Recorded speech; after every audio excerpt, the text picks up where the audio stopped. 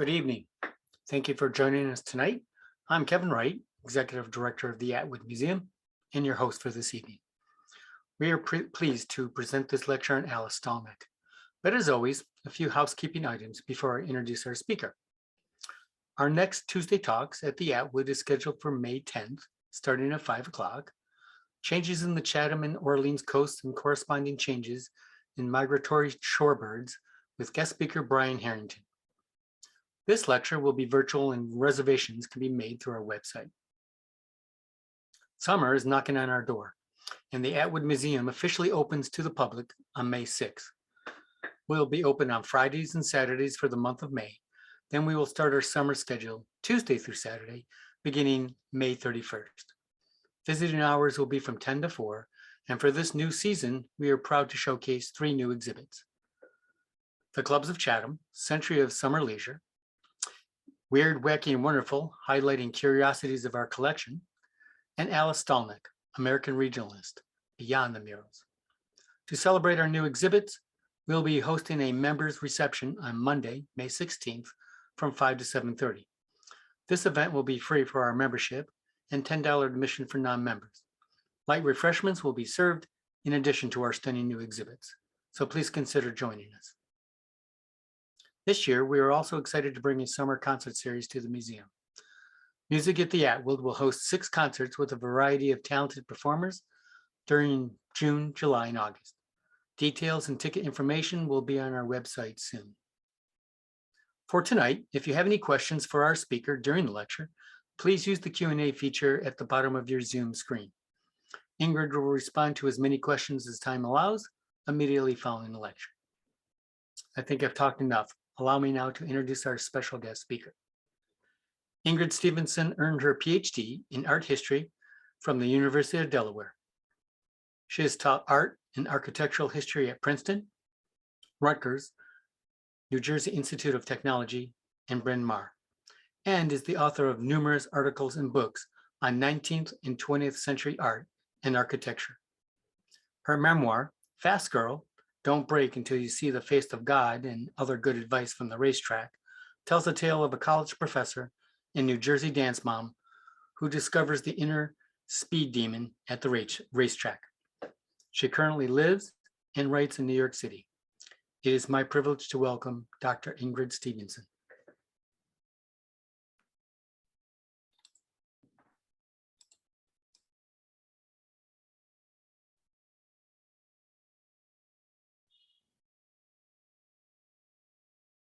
Hi, am I on now? Looks like I am. Hi, everybody. Thank you very much for coming out this evening, and thank you, Kevin, thank you. There I am. All right. Thank you for everyone for coming this evening, and thank you, Kevin, for that lovely introduction. I am going to now share my screen and start my lecture. Okay. Am I on? Is that good? No. Still wait. We can hear you. Still waiting for the. Let's see.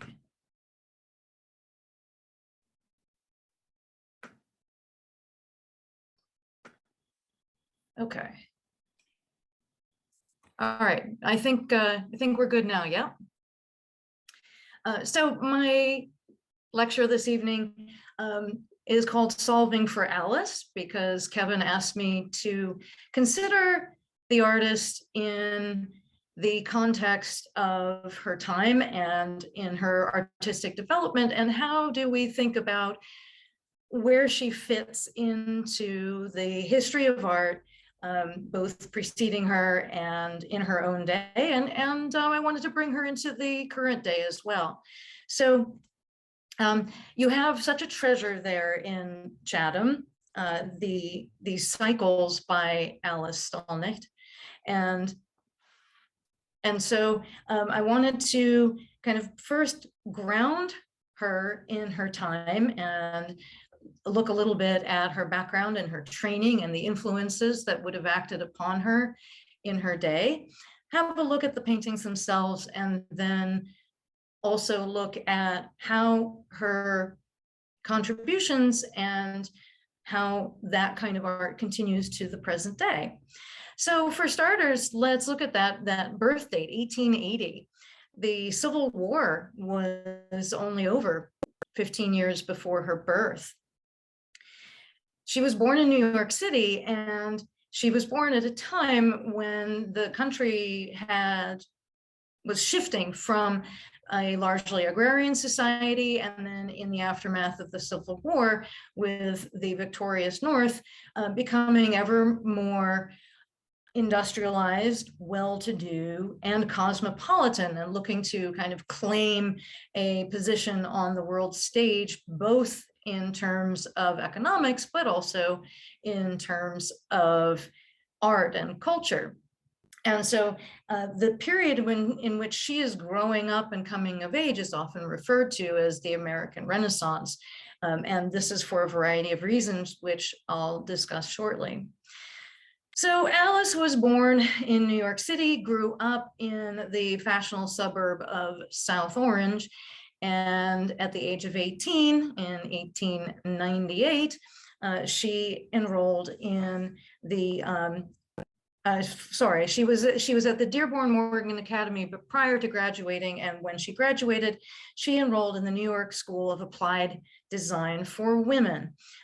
Before I get to that, she was always artistically inclined, and as a student, she grew up. She would copy the drawings of Charles Dana Gibson, who was one of the most popular and fashionable illustrators of the time.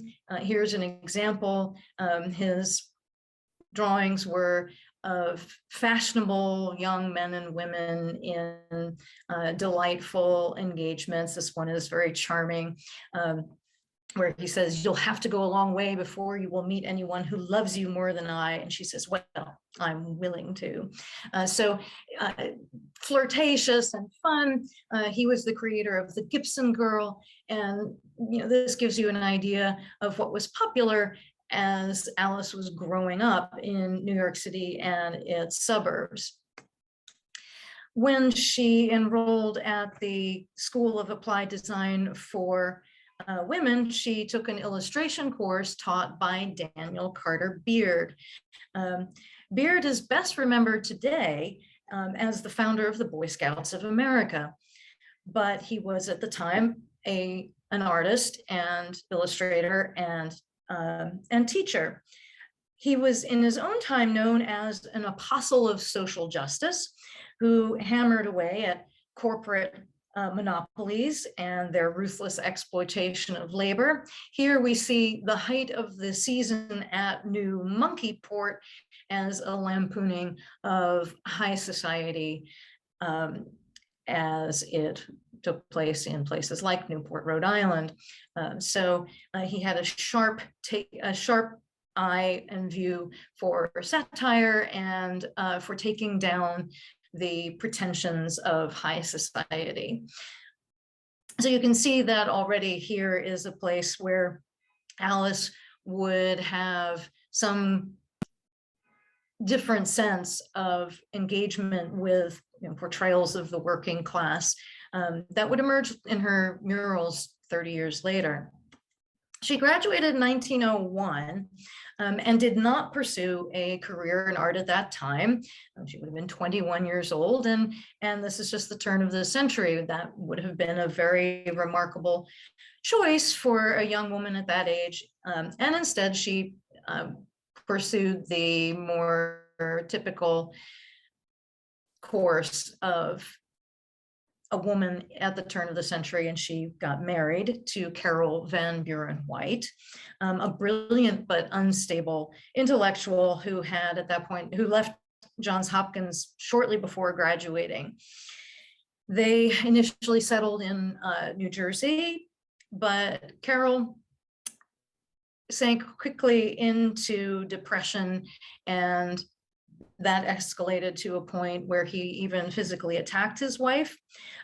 They did have a child, Frederick or Fritz, in 1902, and it soon became apparent that they could not live the kind of middle-class suburban life that they had embarked upon, and what was medical knowledge, medical recommendations at the time was that Carol pursue a work cure, which led them on a peripatetic lifestyle for about a decade, where they moved from rural areas on Montauk, Long Island, Ossining, New York, central Vermont, and even Bermuda for a while.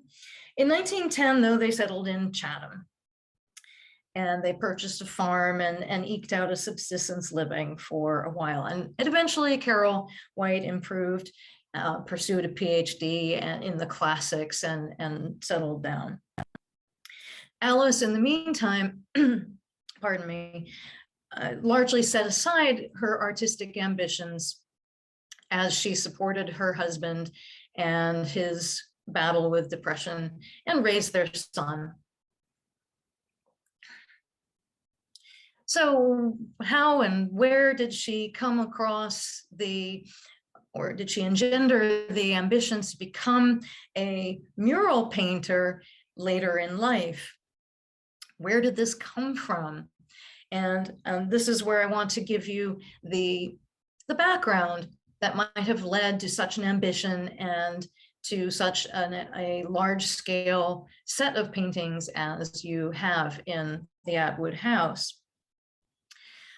Beside her formal training at the Academy for Applied Arts, Applied Design for Women, she would have been exposed to other important artists and painters since she was living and growing up in a sophisticated metropolitan area. One of the most important role models that Alice could have emulated was the painter Violet Oakley, who you see in a photograph here. Oakley was just a little bit older than Alice, 6 years older, born in 1874, and Violet had also studied at the Dearborn Morgan Academy, where Alice had as a preparation for college. And Oakley then went on to study at the Art Students League in New York. Oakley received national publicity when she received a large mural commission for the Pennsylvania State Capitol in Harrisburg, Pennsylvania. There, Oakley completed the murals for the Pennsylvania State Supreme Court chamber. The Pennsylvania Capitol is a terrific example of this American Renaissance era that I mentioned as Oakley's historic as Stallknecht's and Oakley's historical background. It was a time, if we look back again at the Pennsylvania State Capitol, when the cities of, and particularly the East Coast, with their wealth and aspirations to cultural importance and cultural sophistication, looked to the capitals of Europe for their inspiration as to what would constitute important architecture and important art. And anyone who has been to Rome will probably recognize that the dome of the Pennsylvania State Capitol is very directly influenced by Michelangelo's dome of St. Peter's. Inside, then, at this point in time, this American Renaissance, it was also looking at Europe and particularly the Renaissance, particularly the Italian Renaissance, that inspired lawmakers and other patrons of the arts to commission large-scale mural paintings to enrich, enliven, and educate on the walls of these important buildings. And this didn't happen only in state capitals like the Pennsylvania State Capitol that we see here and Oakley's cycle in the state Supreme Court chamber, but also closer to home in Massachusetts. For example, one of the best examples of the American Renaissance is McKim, Mead & White's Boston Public Library, which also was adorned with important murals. Here in the Great Hall, a cycle by the French artist Pierre Puget de Chavannes, The Muses of Inspiration Hail the Spirit, the Messenger of Light, very long title for an uplifting and beautiful mural cycle. So this was at the time considered to be the kind of apogee of what an artist could achieve. And in 1916, Stallknecht, who had envisioned an artistic career for her son, she wrote to John Singer Sargent, who was then employed on the work for his mural cycle in the Boston Public Library. So she wrote to him in 1916, just as this mural cycle was coming to its completion. And she asked him to critique the work of her son.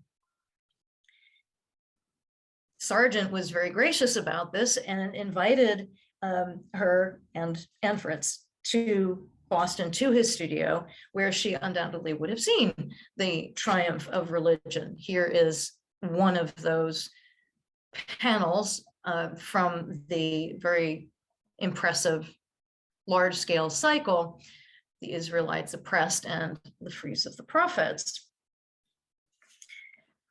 She was very much encouraged by his favorable opinion of her son's potential. And so she enrolled him at one of the foremost academies of art in the country, the Pennsylvania Academy of Fine Arts in Philadelphia. There, the artist Edwin Howland Blashfield was teaching, and he was one of the foremost mural painters of the American Renaissance movement. He had recently published a book entitled Mural Painting in America, in which he came out and stated that mural painting was the most important art form to which a painter could aspire. He summered on Cape Cod, and he had executed a large-scale sort of mural-sized painting of an adoration, which was housed in the Congregational Church in South Dennis, only a few miles away. So Alice herself enrolled in Blashfield's life drawing class in 1918. Now, remember, she's almost 40 years old at this point, having given over much of her 20s and 30s to the raising of her son and the caring of her husband. In 1925, she went abroad for the first and only time in her life to Europe to visit Frederick, or Fritz, who was himself studying at one of the most elite academies of art in the world, the Académie Julian in Paris. Together, they toured France, Italy, and England, and over that summer of 1925, and introduced her to the great painting traditions on which the American Renaissance mural movement was based. So, sorry, I'm going to backtrack just a little bit with Blashfield, because I have one other example of Blashfield to show you, which is in the Library of Congress in Washington, D.C., one of the most prestigious commissions an artist could get. There is his dome in the Library of Congress. And if we look right away at, for example, the figure of America, who is portrayed in working man's clothes, some working pants and not much more than a t-shirt, we see this muscular everyman. And so even though this is a very culturally aspirational image and cycle, Blashfield is giving us a more everyman as an example. And this too is something Alice will employ in her later work. So in the summer of 1925, she and Frederick toured Italy, where she would have seen some of the most celebrated paintings, particularly murals of all time, such as Raphael's School of Athens in the Vatican, or of course, Michelangelo's Sistine Chapel ceiling, where the creation of man is the most famous panel. All right, so let's bring her back and talk about Alice herself. It isn't until the late 1920s when she begins to revisit her artistic ambitions in a more vigorous fashion. Fritz is now himself an artist and an adult. He would come back to Chatham and spend his summers with his parents, and he would be painting himself, and Alice got excited and began painting with him. And in fact, he said, if a figure posed for me, she would get excited and paint. When she saw me painting, it took self-control or self-effacement on her part to hold back. I urged her to paint, as my father always had, although I had no idea what was suddenly to come of it, is what Frederick wrote. It was, at first she began painting weather vanes, which I understand will be part of the new exhibition when the museum reopens, which is a wonderful thing to do. She began painting still lifes, but it was in portraiture where she really settled on her individual style.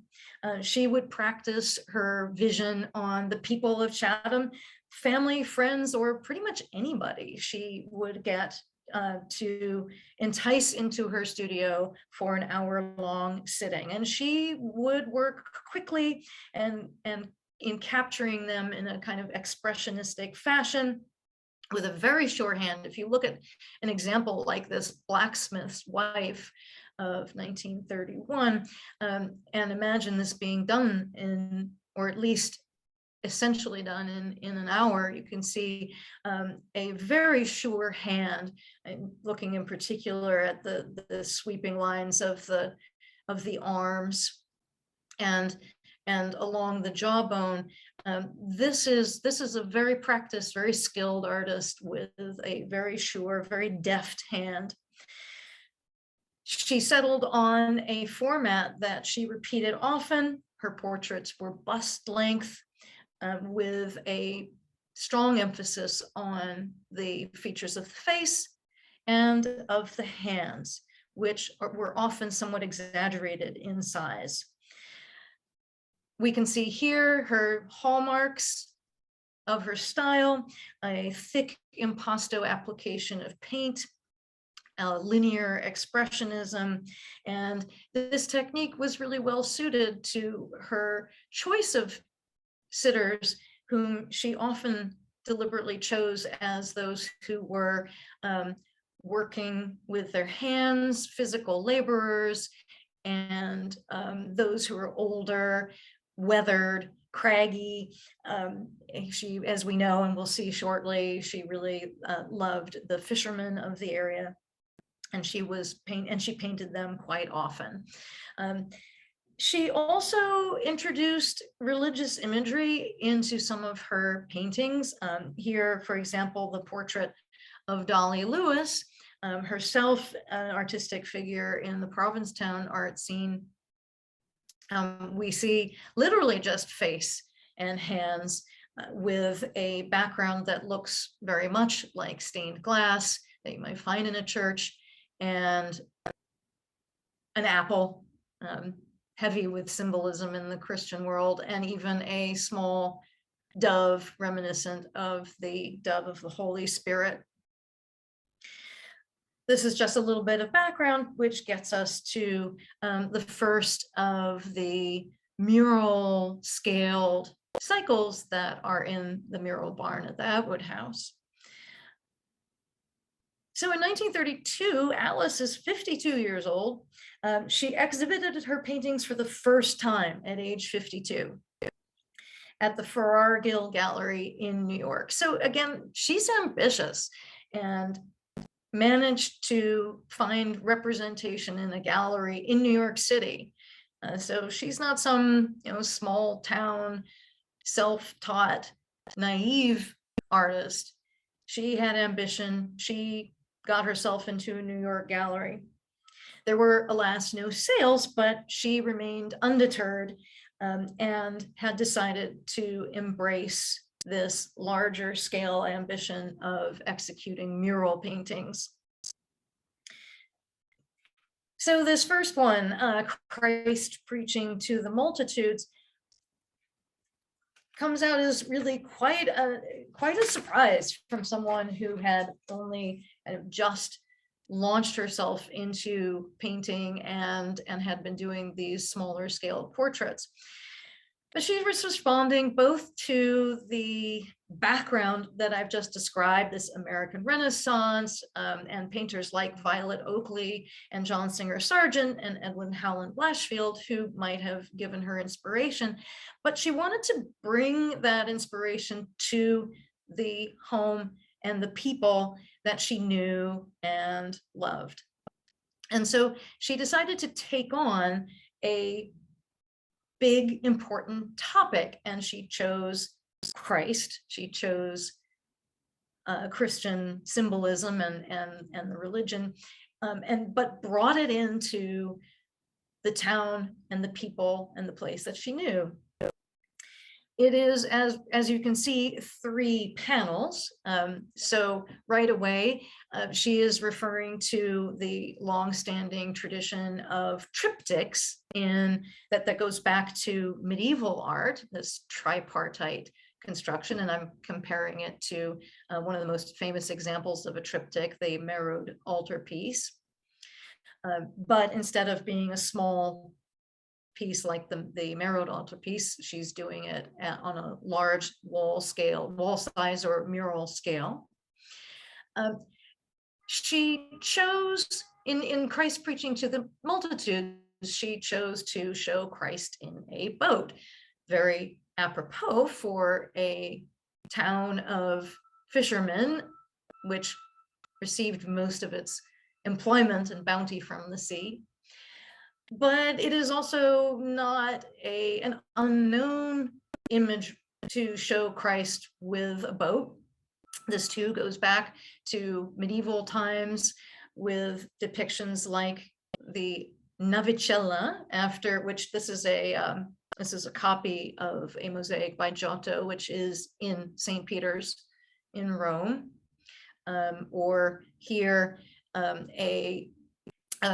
an image from Duccio, the calling of Saints Peter and Andrew from the Maestà altarpiece, which is in Siena.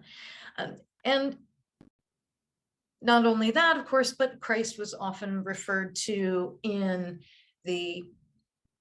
literature as a fisher of men or a fisher of souls. So it wasn't altogether unprecedented to show Christ with the imagery of a boat. And here in a close-up, we see the preaching Christ in the center. And here the lines, the strong, elongated, aquiline nose, the sharply defined, arched, darkened eyebrows, the big, soulful brown eyes, the sharply delineated jawbone and even slightly sunken cheeks are reminiscent of images of Christ that you see in the Byzantine era, and I'm comparing it here to the Christ Pantocrator. Pantocrator just means the ruler of everything, in the Cathedral of Monreale in Palermo in Sicily, but there are many such examples of the Byzantine Christ. And she herself referenced this. This was, again, she was a very sophisticated artist who said his likeness, that is that of Christ, is a composition for the oldest Byzantine mosaics and the men of Chatham. And of course, that's where we let me go backwards for just a moment. There he is with a working man's shirt and pants and a belt, a little bit like Edwin Howland Blashfield depicting America in his mural at the Library of Congress, with America represented as a working man. So this is Christ as an everyman, Christ as a modern man, Christ as a humble working man, a fisherman, surrounded by the people of Chatham itself, who are lined on either side, watching and listening. She followed Christ preaching to the multitudes, which was 1931. She followed that in short order with the Circle Supper of 1934.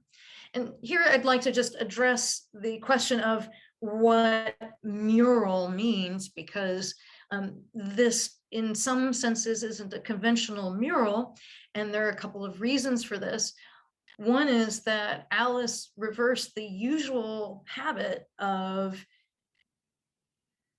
securing a commission first and executing the mural on a commission, which such a large scale work usually means you do it on commission so that there is a place for it to go.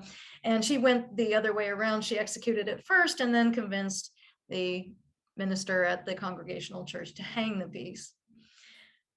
The second one, the Circle Supper, is not a mural in a conventional sense, in that it is not one single large painting. It was not done directly on a wall, but instead is something like a mosaic of smaller scale paintings hung together and conceived as a whole and on the scale of a mural.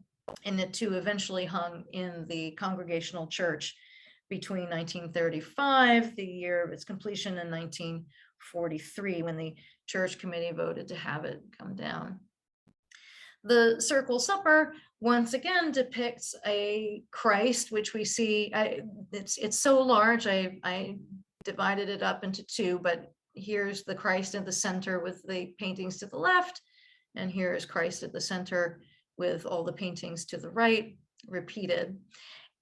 The Circle Supper was a community event in the Congregational Church, and we see here again Christ at the center and the people of Chatham surrounding him. Now that you know that Alice went to Italy and you know what she knew about art history, you will be unsurprised.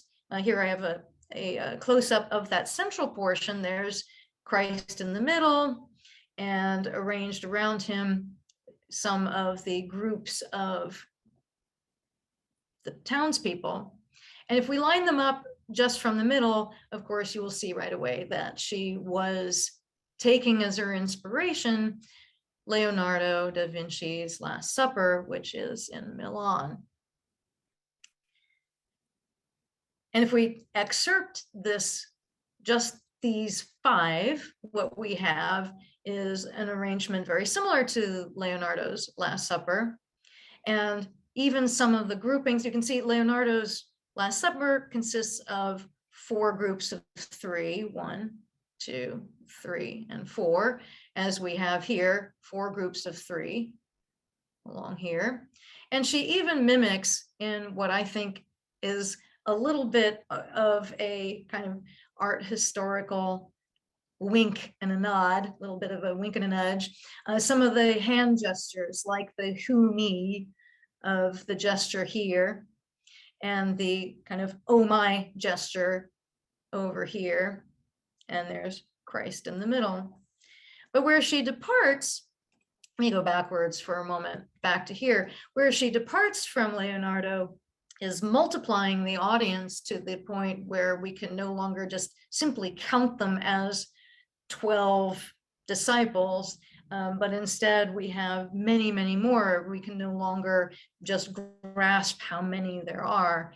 And again, she makes Christ a kind of an everyman, rather than the more traditional image of Christ as the holy man above those on earth. And I wanted to, of course, get to the 1943 cycle, Every Man to His Trade, the most ambitious one of all, where once again our Christ in his working man's clothes and the tools of his trade, which we'll see in just a moment, are flanked by many panels of the people of Chatham plying their trades and living their lives as she saw them.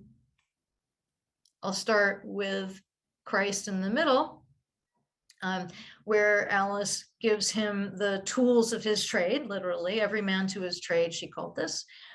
Christ is the son of a carpenter. There's precedent for this in works like the Marrowed Altarpiece, where we see Saint Joseph as the carpenter. And here, this is a painting by Georges de la Tour, also Saint Joseph as the carpenter with the young Christ. She places Christ over a painting, the only one not with people in it, of a plate of a still life of food featuring fish, referencing the Christian iconography of the fish, which is derived from the Greek for fish, ichthys, which was seen as a kind of a symbol of or reference to Christ. If you take those initial letters, you get Jesus Christos Theos Soter, or Jesus Christ, Son of God, Savior. And I remind you at this point that she was married to a classicist, so she would not have been unaware of that. Christ is surrounded by the people of the town of Chatham, bracketed on the left-hand side with a painting of the Chatham Methodist Church, and the people out front having a community gathering in front of the church.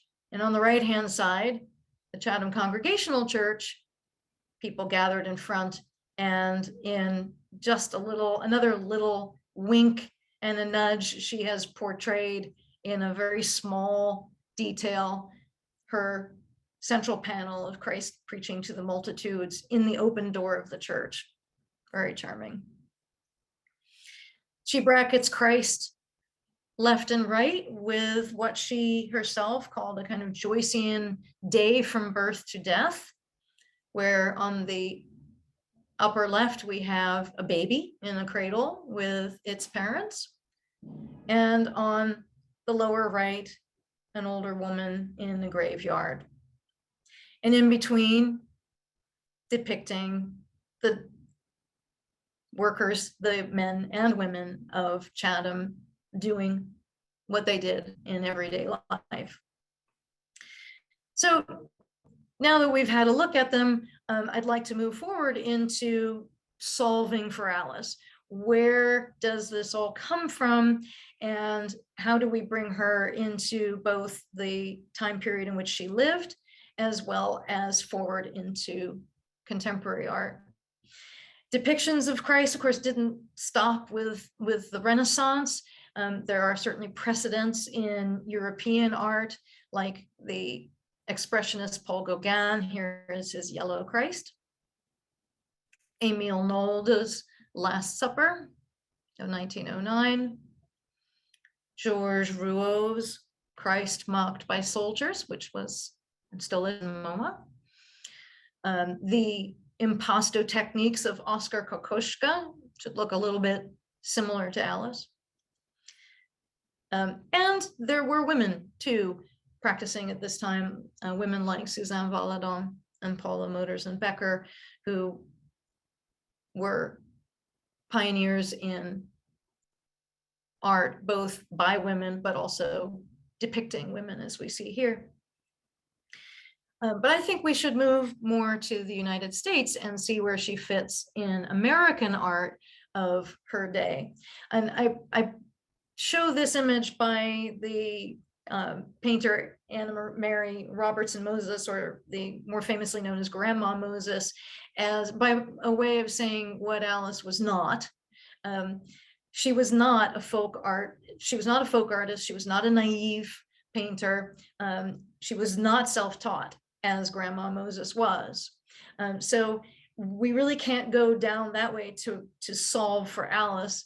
Instead, what we can look at closer to home would be the American regionalists, who were painting at the same time that she was, and we're taking, and we can see here, this is Thomas Hart Benton, one of the founding painters of the movement of regionalism, who drew from classical sources like Michelangelo. This is a very Michelangelo-esque arrangement of figures, and they're, the muscular nudes of Michelangelo find echoes here.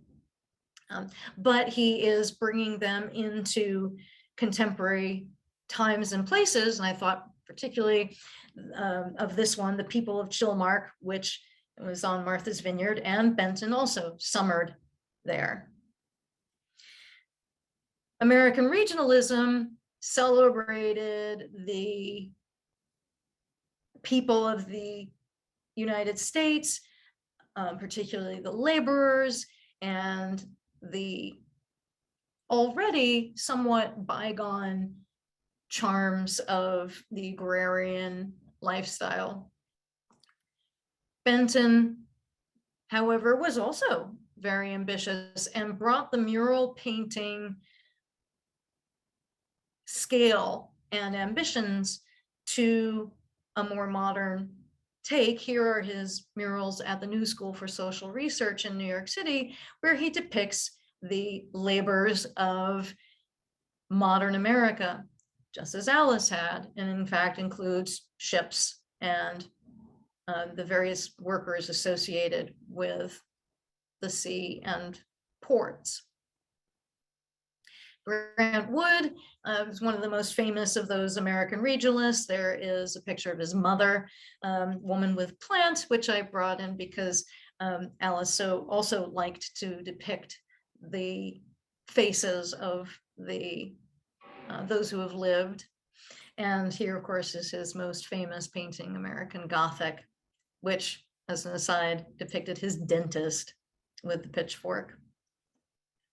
John Stuart Curry is another example, contemporary example of an American regionalist, but also a muralist. Here is his mural for the Kansas state capitol in Topeka, where he brings again a confluence of the ambitions of mural painting and the American Renaissance desire for embellishing and enlightening in large public spaces like the Capitol building of Kansas in this case, but bringing it to the American history and also bringing a kind of vigorous style of his own. He also attempted more religious scenarios like this one, the baptism in Kansas, which was acquired by Gertrude Vanderbilt Whitney for the Whitney Museum. As I wrap up, I also wanted to bring Alice's work forward into time, because she was remarkable for being a woman artist in a time when very few artists were, but also that her focus on the individual, on her sympathy for the vast array of humanity, her individualistic style can be found in later artists. And I particularly thought that she would compare favorably and interestingly with another Alice Neal, who is in a self-portrait on the left from when she was herself 80 years old, 1980. Both Alices liked to paint the people they knew, to paint them in a very direct manner, sometimes unsparingly or unflatteringly, but with a deep level of humanity. Alice Neal, I think, is more famous today because she lived and worked in New York City and traveled in circles that included the likes of Andy Warhol. And finally, just to bring it all the way to the present day, I wanted to compare her to a very contemporary young artist, Jordan Castile, who is in a self-portrait here as a student, and more recently in a painting of called Twins from 2017, in which she is portraying the people she knows in the places she knows, with a heightened realism, but also a painterly expressionism in the colors, the vibrancy, the application of paint, and giving us glimpses into everyday life. And I thought I would compare the twins to some of the children in Alice's Christ Preaching to the Multitudes as a way of looking forward and giving us a little breath of hope and life in the children. And so that brings me to the end. I wanted to say so long and thank you for attending this evening. And I will be more than happy to answer questions at this point.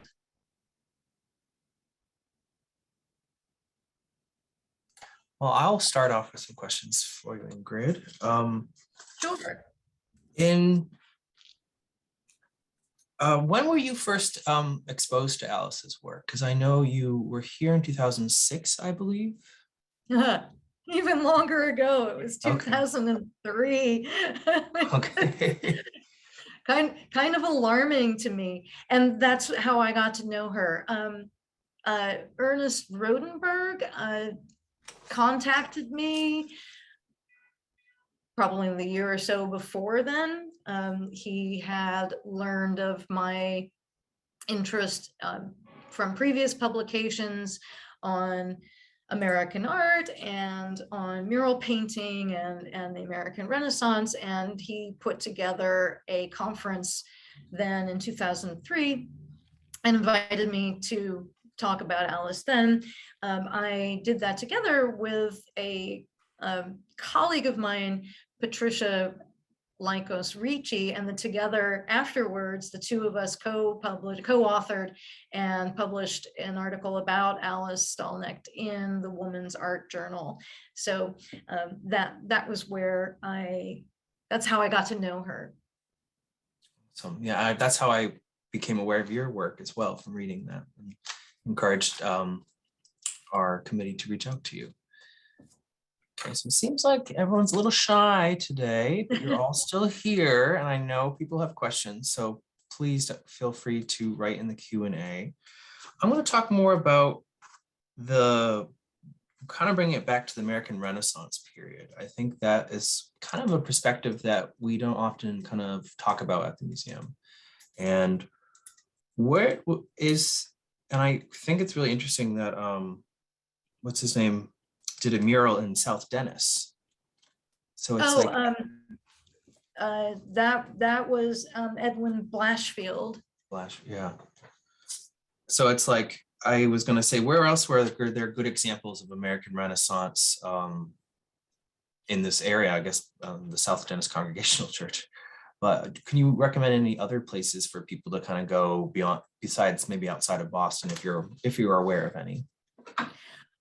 In general, when you're talking about that, you are looking at more major urban centers, because that kind of ambition found itself and found expression in large scale buildings like the Boston Public Library and other libraries, obviously the New York Public Library and the Library of Congress, buildings like museums.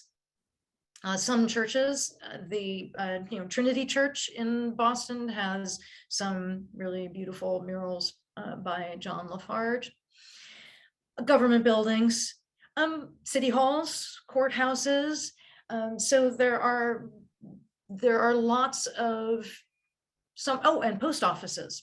Post offices, you might be able to find some good examples, particularly if you look to go beyond the more classical American Renaissance to the mural painting that followed. And I didn't even discuss this in my talk today, but the Works Progress Administration that supported artists during the Depression funded painters to produce mural cycles in public places like post offices, in many smaller venues across the country. So let's see there's a great example of the art gallery at Bowdoin College in Maine has a magnificent mural cycle. So yeah, there are many, but they do tend in general to be in more urban areas, so that you'll find these fantastic cycles, mural cycles in American Renaissance architectural buildings, like those state capitals, like the Library of Congress, courthouses, that kind of thing. So I have a good question, and this is one that's often kind of floated about when people are in the mural barn, is I've heard her work described as German Expressionism. Do you have any thoughts on that? They go on to say, I'm amazed that she went back to art in the late 1920s and produced Christ preaching to the multitude in 1931. Do you think she had been painting on the sly, or perhaps kind of keeping her hand well practiced all those years?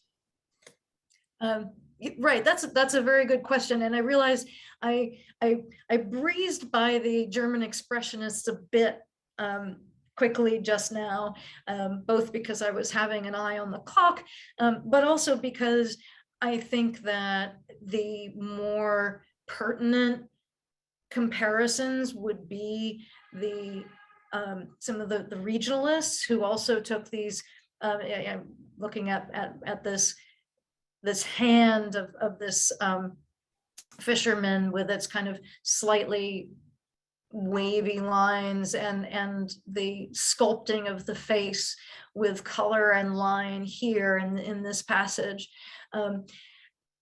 So the use of non-descriptive colors, like in this face that we're looking at right here, the green, the deep red, some of the blues that you'll find in there are somewhat reminiscent of Expressionism generally, not just German, but also French Expressionism. And this describes the use of color in a non-descriptive way and in a non-visually representative way. Certainly, she was working long and hard. This is a very practiced artist who is doing paint works like these. And was she doing it on the sly? I certainly, we know that she had, when did she enroll in the life painting class, life drawing class? It was 1915. So she didn't completely abandon her art, that is clear. And then when she rediscovered it with a vengeance. She is producing big quantities here in, I think, a kind of torrential outpouring that had just been kind of held in for the years in which she was relegated to caring for her husband who was unwell and her son.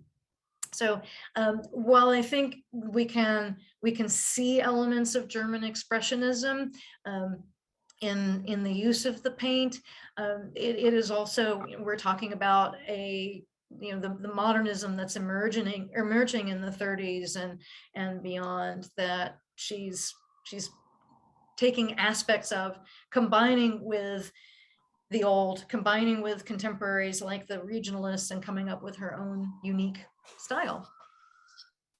Another question is, we have quite a few, so I'll try to decipher them. Some are more comments than questions, but I'll do the questions first. This is from one of our docents who gives tours in the mural barn. So in a 10 to 15-minute session with summer visitors at the Atwood and the Alice Stallknecht exhibit, what would you say is the most important aspect of our exhibit, especially probably the weather vanes, which I know you have not seen the exhibit set up, but just kind of how would you recommend connecting the murals with those smaller works? Well, in both cases, she's celebrating what she sees and what she knows. So the mural cycles evince her ambition, right? She wants to tackle big subjects on a big scale. And she wants to represent the entire world she knows when she tackles these mural scale installations. But she does it by turning to the everyday, by turning to her neighbors and to her community and showing the people and the places that she knows. And what she's telling us is that that microcosm stands for the world at large. Mm. The weather vanes, a weather vane actually, it has lovely symbolism. They have a long history, a long and important history, and the question of observing which way the wind blows. There's wonderful symbolism there, but they also have a long tradition of a folk art medium. She's using those, I think, as a well, and of course they're easy to come by. They sit still. You don't have to convince anybody to come into your studio. You can just paint it. So I think she was using them in part as an exercise, but also they too are drawn from the world she knows. She's not sourcing these weather vanes from Japan or Europe. She's sourcing them locally, and so they are an even smaller microcosm of the world she knows. Another question that is often kind of talked about when people talk about this exhibit, and I don't know if you can confirm or deny this, was did she use house paint? Because often we've been told that during the 1930s it was very hard to get paint, art like oils. So some people have been told that she used house paint in her paintings, and I don't know if you can confirm or deny that. I'm afraid I can't. The work that I've done has been I've focused on history and iconography. I'm not by training a conservator, and so it's just a question that I personally didn't delve into. It would be unsurprising. Many Jackson Pollock used house paints because they were cheap, they were available, and certainly in the midst of the Depression, and far from an urban center where one would readily procure artists' oils, it would be unsurprising, and it would be an interesting thing to know. A few comments are, there's just a couple people who I've met and on this chat who met Alice and were, of course, young enough, and Alice would host afternoon teas at her house at Stage Harbor, and also the kind of entering the mural barn, because she did have it open to the public. And I've heard many people kind of describe, she'd have a little sign that said, please keep the door shut so the birds don't come in. And there's a great picture of like school children, teenagers looking at the Christ preaching to the multitude in the mural barn. And it's funny, everyone had a question about the house paint, so I'm glad we answered that. And I think, let's see, one more message. Well, I'm delighted that there are some people here who knew her, because obviously I didn't. But it's thank you so much for attending today, and I love that she's still alive in the community. Well, thank you so much, Ingrid, for sharing your expertise with us. One person did ask, how did you get interested in art? Which I feel like, as someone as yourself, it's probably been forever. It's probably born that way. Yeah, that's been kind of a thing. My father was a designer. He was a furniture designer, and so I grew up with art and architecture, and so yeah, I've always loved it, and I've been steeped in it really from birth of just about. Well, thank you so much. I'll let Kevin take over to finish us Oh, I off. Thank just you. want to say Thank thank you, you very John. much, Ingrid. This was a very fascinating talk. It was very interesting to see the different samples that you showed to compare her works, and it made it very interesting as well. So thank you. I hope if you're in Cape Cod this summer, you'll come and visit the new exhibit that we have. The next chance I get, for sure. Absolutely. And everybody who's here, thank you very much. And we look forward to seeing you all at our next lecture. Take care now. Thank you so much. Good night, everybody.